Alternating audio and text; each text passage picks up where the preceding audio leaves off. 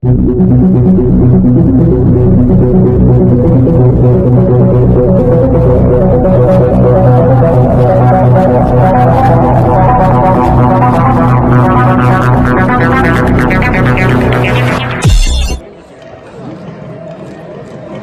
To PM9 news.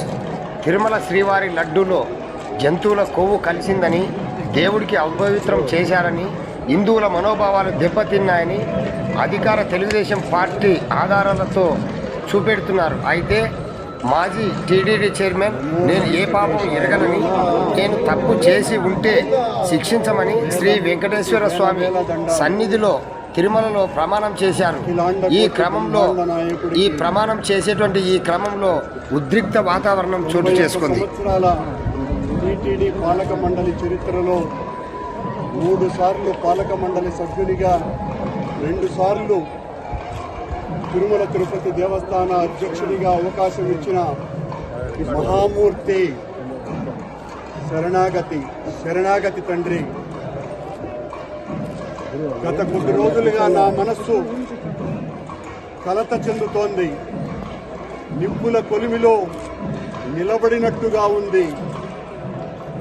సర్వ జగత్రక్షకుడైన ఈ క్షేత్రంలో క్షుద్ర రాజకీయ మాటలు మాట్లాడటం నిషిద్ధం, అపచారం.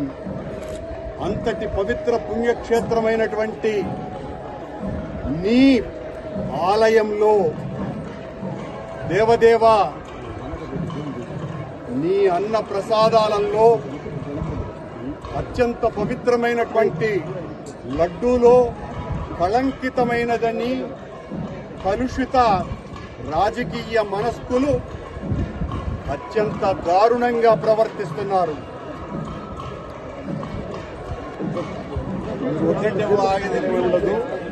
నేను కానీ తప్పు చేసి ఉంటే, నేను నా కుటుంబము సర్వనాశనమైపోవాలని నేను